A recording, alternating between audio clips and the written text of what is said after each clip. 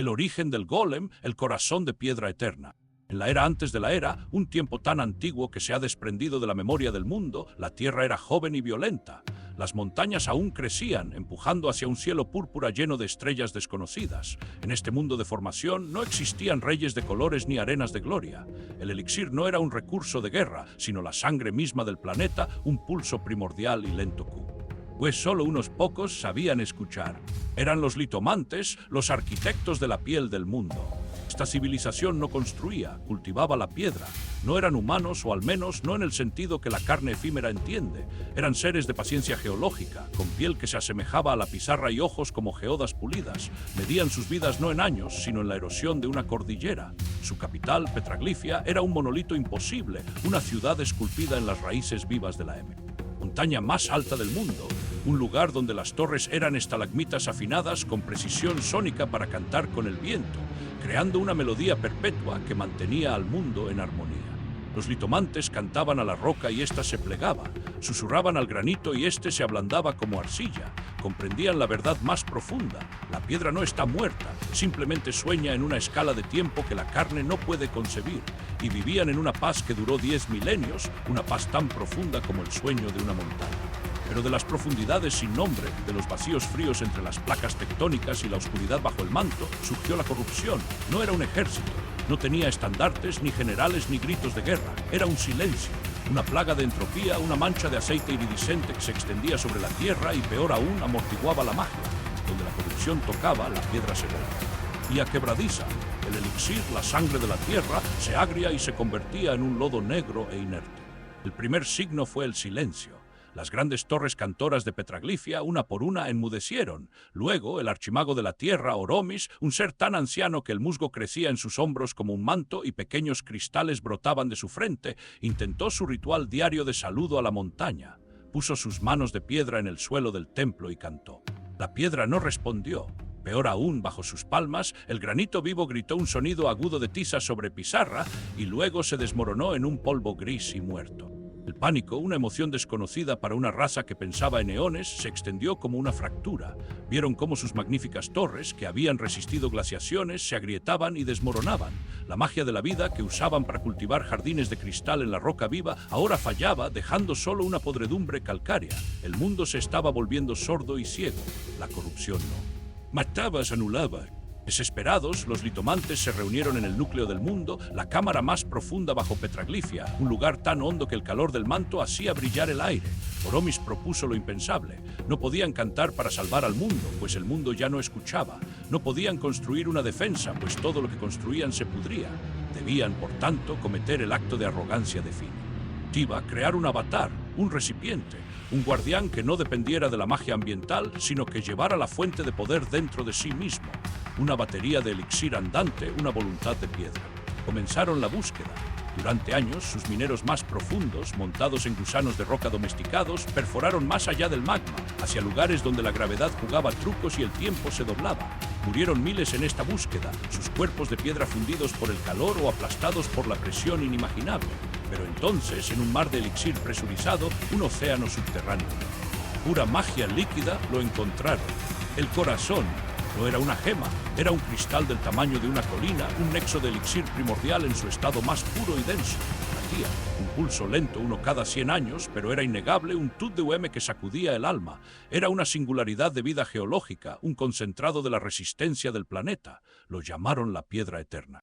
Con un esfuerzo final que costó la vida de 1000 de ellos, drenando su propia vitalidad para crear escudos de energía, transportaron el corazón a las entrañas de Petraglifia. La montaña entera gimió cuando la piedra eterna ascendió por sus venas. El mundo sintió el desplazamiento de su propia alma y supo que sus hijos estaban a punto de cometer un acto de arrogancia divina.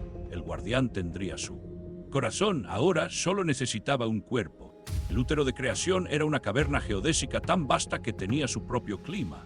Nubes de vapor de elixir se arremolinaban cerca del techo, hecho de un único cristal de cuarzo que filtraba la luz de la lava 1000 kilómetros más abajo. Allí los litomantes trajeron el cuerpo. Durante una década, los mejores escultores habían estado dando forma al guardián. No era una estatua, era una anatomía. Con el granito más antiguo como esqueleto, roca que recordaba el nacimiento del sol. Usaron obsidiana volcánica enfriada en elixir para las placas de la coraza, dándole ese tono púrpura oscuro. y usaron vetas de cuarzo conductor para trazar un sistema nervioso, runas de poder grabadas en el interior de cada pieza. Era un gigante de 100 metros de altura, arrodillado en una pose de descanso, con el pecho abierto y hueco, esperando su alma. El día del ritual, Oromis y el cónclave de los 12 litomantes más poderosos se reunieron, pero no estaban solos. Habían convocado a un círculo de brujas de la sombra, maestras en el arte oscuro de la transferencia de esencia, pues los litomantes sabían cómo dar forma a la piedra, pero solo las brujas sabían cómo atar un alma a ella, aunque fuera un alma artificial.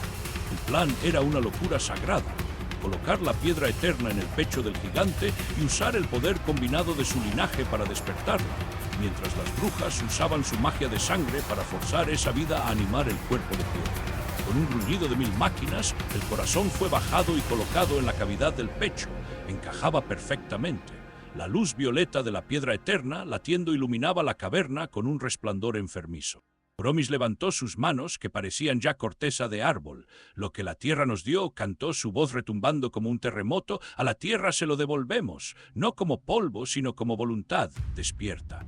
Los 13 magos comenzaron el cántico de la tierra. No era una canción de creación, sino de transferencia. Estaban extrayendo la esencia vital de la montaña bajo ellos y canalizándola hacia el corazón. El suelo tembló, las paredes de la caverna se agrietaron, el aire se volvió espeso y pesado, vibrando con un poder que ningún mortal debería manejar. Las brujas de la sombra comenzaron su propio can. Tico, un siseo agudo que hablaba de ataduras y cadenas para el alma.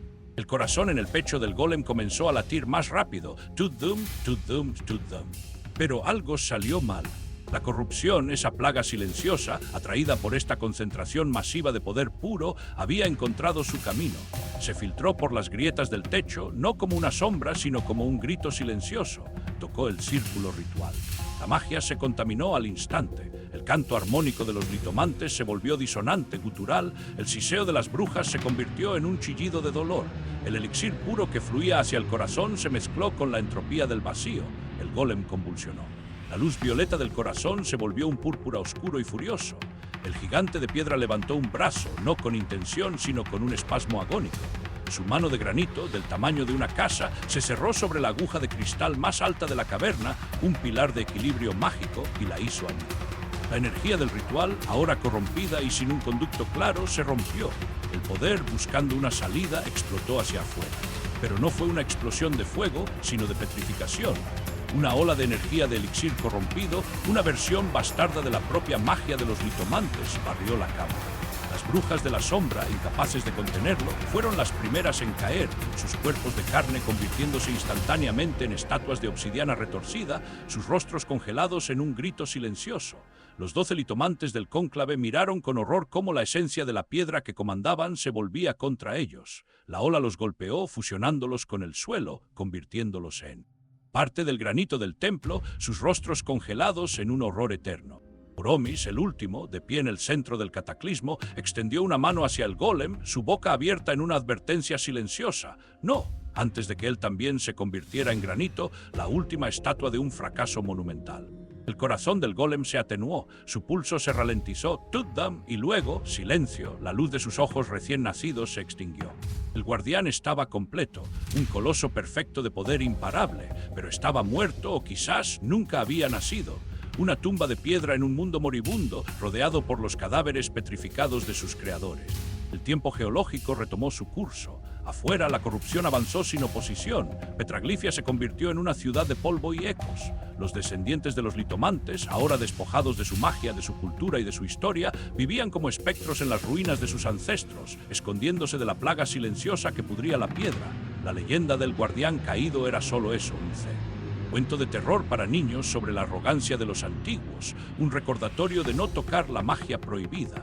El útero de creación se convirtió en un tabú, la tumba sagrada de los fundadores, un lugar del que nadie se atrevía a hablar. Pasaron 100 años, o 1000, el tiempo carecía de sentido para los supervivientes. La corrupción había llegado a las puertas del núcleo, el último bastión.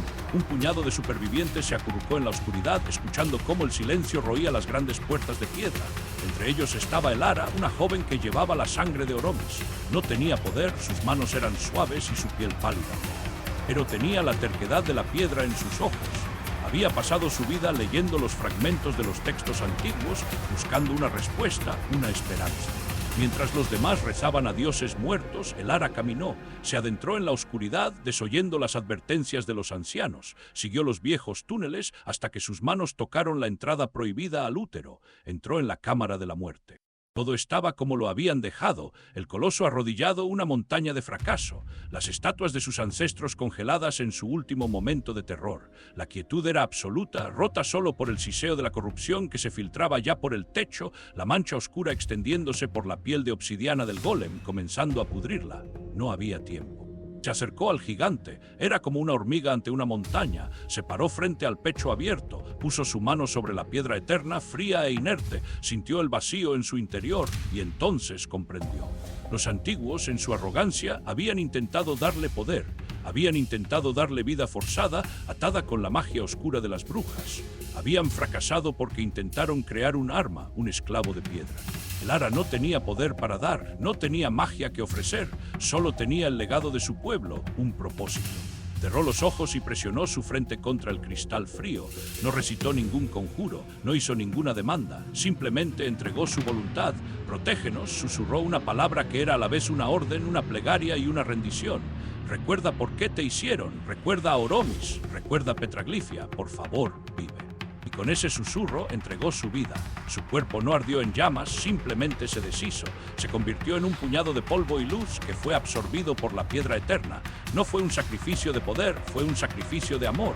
Un alma voluntaria, no una atado. Chudum, un latido lento pesado. La corrupción que tocaba al golem siseó y retrocedió como un vampiro tocado por el sol. La piedra eterna brilló no con la furia púrpura de antes, sino con una luz violeta pura y solemne. El sacrificio del Ara había purgado la corrupción del ritual. Los ojos del golem se abrieron, dos orbes de luz de elixir puro, y en su centro una tristeza tan profunda como la tierra misma. Vio el mundo a través de los recuerdos del Ara.